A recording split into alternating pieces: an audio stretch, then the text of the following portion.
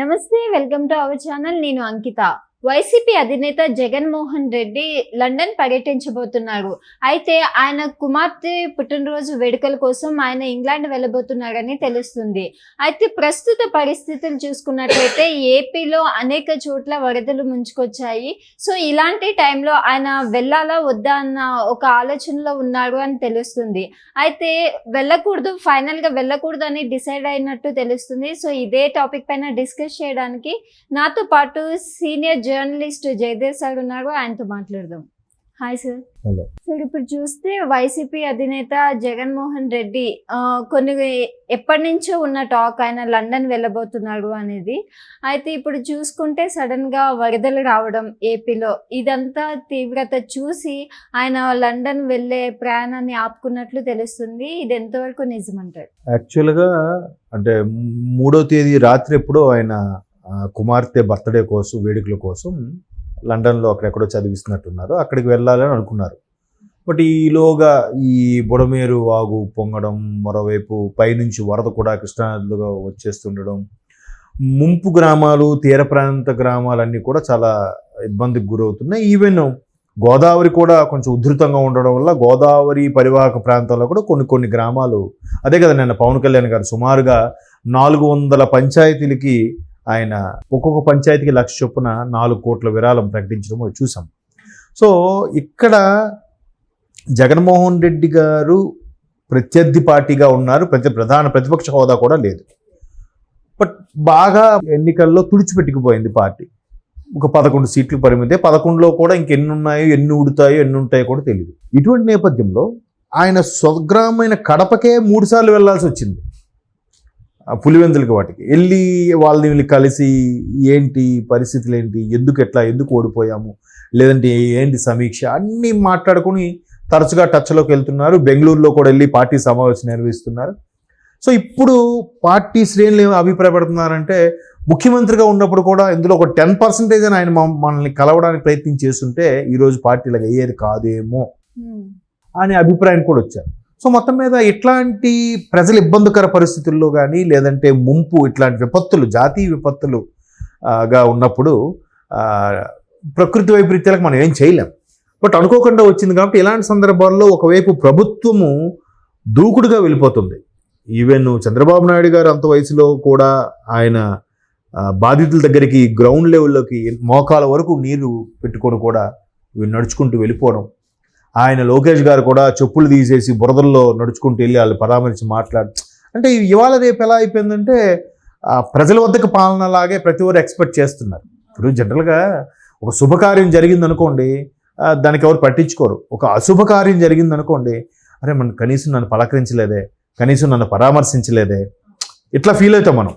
So అట్లాంటి ఫీలింగ్స్తో ఉన్న ప్రజలకి ఖచ్చితంగా వెళ్ళాలి. మంత్రులు కూడా 1 by 1 వెళ్తున్నారు. అయితే ఇక్కడికి వచ్చేసరికి జగన్మోహన్ రెడ్డి గారు విపత్తు జరిగిన 2 days తర్వాత, 1 day తర్వాత, 2 day తర్వాత వెళ్ళారు సెకండ్ డేను పరామర్శించడానికి.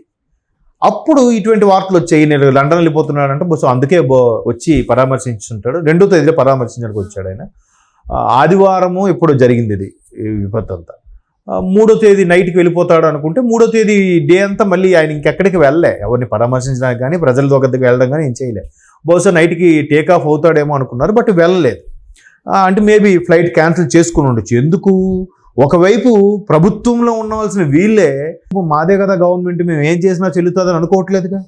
అరే ప్రజలు అక్కడ కష్టాలు ఉన్నారు, కటకటలాడిపోతున్నారు, కన్నీరు మున్నీరు అవుతున్నారు, కట్టుకున్న బట్టలతో, బురద బట్టలతో నడి రోడ్డు మీద ఉన్నారు. వాళ్ళని అట్లా వదిలేయడం ఎంతవరకు కరెక్ట్ అని చెప్పి క్షేత్రస్థాయికి వచ్చారు అధికారులు, మంత్రులు, ముఖ్యమంత్రితో సహా. సో ఇలాంటప్పుడు మనం వెళ్ళిపోతే మనకి ఇప్పటికే ఓడిపోయాము, బ్యాడ్ నేమ్ వచ్చేసింది, ఇంకెళ్ళిపోదని చెప్పి మేబీ వెళ్ళకపోయి ఉండొచ్చు. అప్పటికి పార్టీ శ్రేణులు చాలామంది సజెస్ట్ చేశారట, అయ్యా మీరు ఈ టైంలో వెళ్ళడం కరెక్ట్ కాదు, ఇప్పటికే మన పార్టీ బలహీన పడుతున్న పరిస్థితులు ఉన్నాయి, మీరు ఉండి ధైర్యం చెప్పాలి, ఇది మనం ప్రజల్లో నానుతూ ఉన్నట్టు ఉండాలి. ఇదిలా ఉంటే మరోవైపు ఎలా ఉంది, నిన్న లేటెస్ట్గా ఎన్నికైన ఎమ్మెల్సీ బొత్స గారు, మాజీ మంత్రి బొత్స గారు వెళ్ళారు పరామర్శించడానికి. అక్కడ బాధితులు ఒక్కసారి రివర్స్ అయ్యారు. ఏందబ్బా మీరు ఏమంటే మాకు వచ్చిన సహాయ సహకారాలు కూడా ప్రభుత్వం అంతా ఫైట్ చేసి తీయించేద్దామని చూస్తున్నారా అంటే, అలా ఏంటి మేము పలకరించడానికి వచ్చాం కదా అని అంటే, మరి మీ అధినేత వచ్చినంత వరకు వైసీపీ నాయకులు ఒక్కరు రాలేదు ఎందుకు? అట్లీస్ట్ స్థానికంగా ఉండే నాయకులైనా రెస్పాండ్ అవ్వాలి కదా. ఇక్కడ చూస్తే టీడీపీ, బీజేపీ ప్రతి ఒక్కరు కూడా, జనసేన నుంచి ప్రతి ఒక్కరు ఈ జిల్లా సంబంధం లేకుండా వచ్చారు. ఇప్పుడు అచ్చెన్నాయుడు గారు ఉన్నారు, ఆయన ఎక్కడో శ్రీకాకుళం జిల్లాకు చెందిన వ్యక్తి.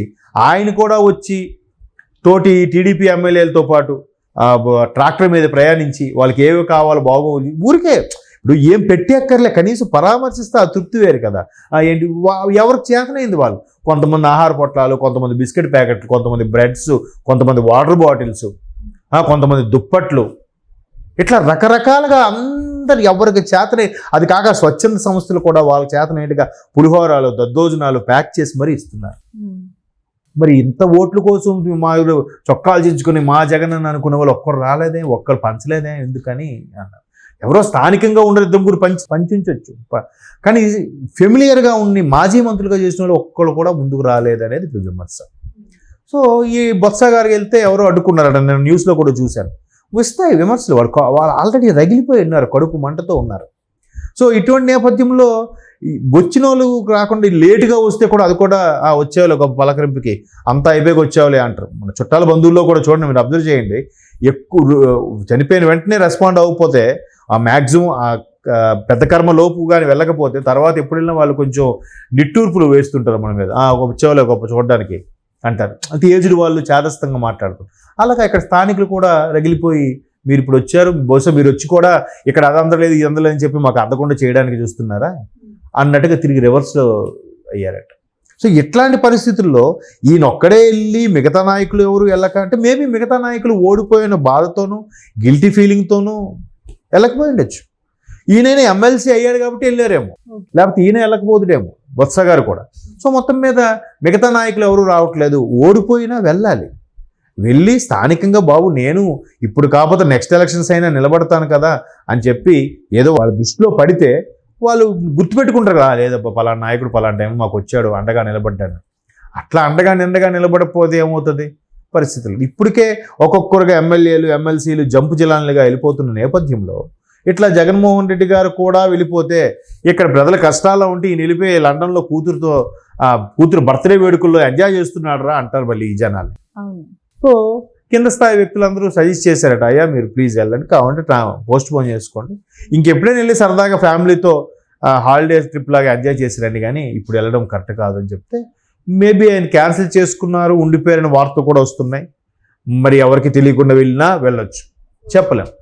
ఏంటంటే ఎవరి కన్సర్న్ వాళ్ళకు ఉండాలి. అయ్యో మన ప్రజలు ఇబ్బంది పడుతున్నారు, వీళ్ళకి మనం అండగా. ఇప్పుడు ప్రత్యర్థి పార్టీగా ఉన్న వాళ్ళు గట్టిగా ఫైట్ చేస్తే ప్రభుత్వ పార్టీ వాళ్ళు ఇంకొంచెం అటెన్షన్ టు పే చేస్తారు, అంతే కదా. ఇప్పుడు ఒక పని చేసినప్పుడు అందులో ఎంత బాగా చేసినా ఏదబ్బా కొంచెం ప్రాబ్లం ఉంది అని అంటే, ఏమో ఇది ఎంత బాగా చేసినా ఏదో చెప్తున్నాడు చెప్పి ఇంకా బాగా చేయాలని చూస్తారు. ప్రభుత్వ పక్షం వాళ్ళు ఎంత బాగా చేస్తున్నా కూడా ప్రతిపక్షం అనేది కానీ ప్రత్యర్థి పార్టీ లాంటి వాళ్ళు ఉండి ఏదో ఒక పుల్ల వేయాలి, వేస్తే మరి వీళ్ళు ఇంకా విమర్శ చేస్తున్నారు, మనం ఇంకా బాగా కష్టపడాలని ఒక ఇన్స్పిరేషన్గా తీసుకుంటారు. అట్లాంటి పరిస్థితులు ఏర్పడతాయి కాబట్టి ప్రతిపక్షం కానీ అదే ప్రత్యర్థిగా ఉండేవాళ్ళు కానీ కొంచెం ధీటుగా ఉండాలి. కాబట్టి మీరు ఉంటేనే బెటర్ అని అనుకోవడం వల్ల మేబీ జగన్మోహన్ రెడ్డి గారు ట్రిప్ క్యాన్సిల్ చేసుకున్నారని అనుకుంటున్నాను. Okay, thank you sir.